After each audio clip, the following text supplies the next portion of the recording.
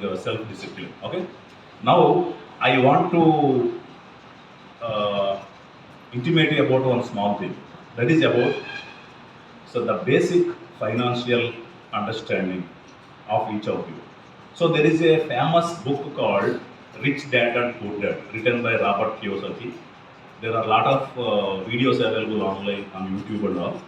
So he has written a book on how we can think, how people can think about treating themselves, whether we are rich or we are poor, and also trying to understand about the financial status of our individual status or our family status or our state status, country status, whatever it is.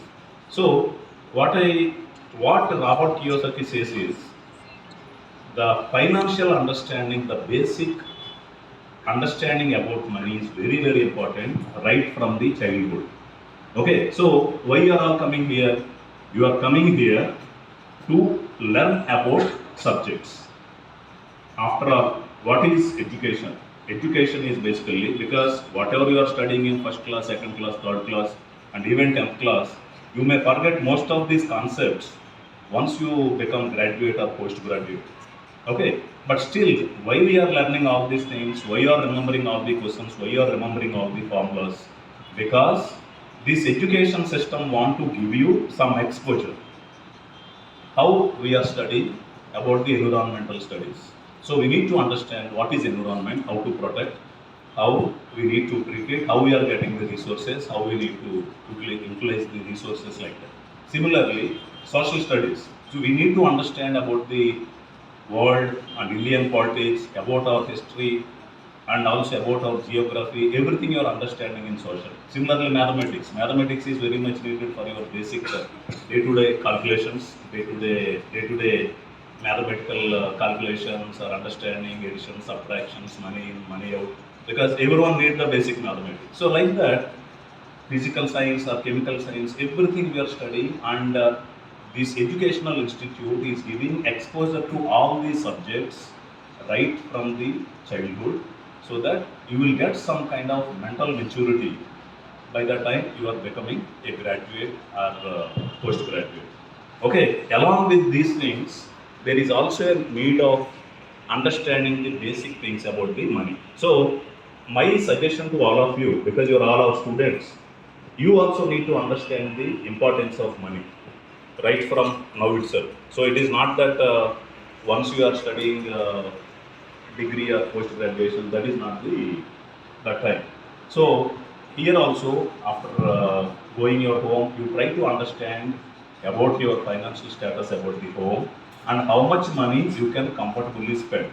For example, one simple example I will tell. If you want to buy a dress, what is the purpose of the dress and how much money you have to spend on the dress? We can get a decent, good quality cotton dress for 500 rupees or 5000 rupees. Okay, so what is the life of this trust? Maybe 3 years, 4 years, 5 years, maximum like that. So is it really needed for you, and you need to force your parents to buy that expensive dress and expensive gadgets, all those things? Or whatever is minimum needed so that you can spend that money on some comfortable learnings, like maybe getting some online lessons, or maybe going to some extra, buying some extra books, all those things. So please understand from now itself, right from your childhood itself, you try to understand the financial status of your, like at least the basic needs. You may not understand complication, but how much money you are earning, your father and mother earning per month, that you need to understand. Accordingly, I understand that most of your parents must be doing very hard work in the farms because it is agricultural area, and they are making money even by working whole day in the sun and even in the rains, and still they are paying the money and sending you to the school here. So, are you really doing justice for the money, whatever they are paying to the school, for your uniforms, for the bus fees, whatever it is? And you try to understand how much pain, how much efforts they are putting to send you to the school, and are they in comfortable position to clear the dues and even other expenses for you in this thing. So you have to literally understand what is your condition, what is your financial condition, and then how to wisely utilize this money and how to save. For example, your mother is giving 10 rupees, your father is giving 10 rupees. So how to save that money? So learn the habit of saving this money, and once this money accumulates to a decent amount, then you can buy something which is very useful to you for your learning purpose. Okay. So like that, if you see lot of industrialists, I will give one example of one great means many people developed right from the scratch, especially in India. For example, you all might have heard of Apollo hospitals. Am I right? Even I think even in Pratipadu there is a Apollo medical shop, Apollo pharmacy. Okay, so if you talk about that owner,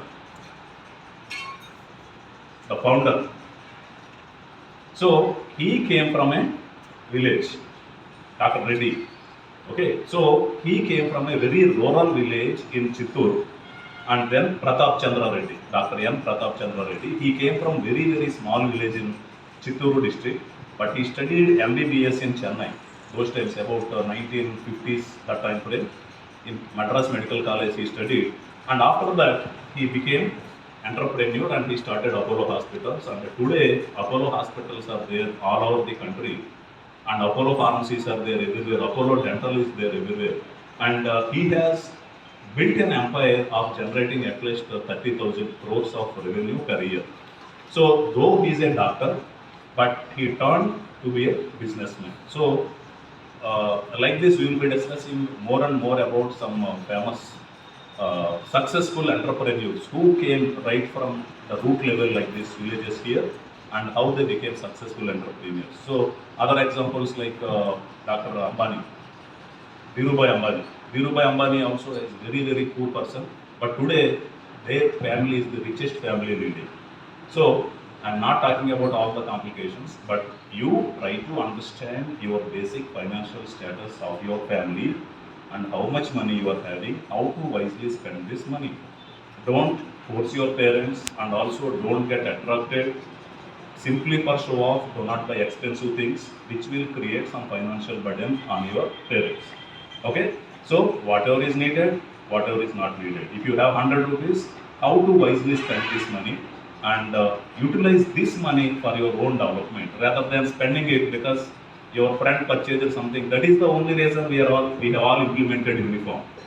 The basic purpose of uniform is everyone has to come in the same dress, so that somebody need not be having expensive or somebody may not be having less expensive dress. So here everyone is equal, every family is equal, every student is equal irrespective of your background. So try to maintain, try to understand these things, and respect your parents and how hard they are working, and you have to do justice for the money whatever they are paying to the school here. Okay, and I wish you all the best for your examinations. S7 examinations are coming very soon, and your HMs have already prepared, teachers have prepared the question papers, they are all ready, and you be very careful because next time there is going to be a restriction on the school's class strength. We are going to keep only 30 students per class. That is our decision. So unless you score minimum 40%, 50% marks, all of you, then it will be a problem. If you are not scoring marks, if you are unable to get the minimum pass marks, then it will be very difficult to continue in the higher class of Minerva. So you are still having half of the academic year. Work very hard and try to learn, and at least work hard from now itself, and try to understand the concepts and write your exams very well. Okay, thank you very much.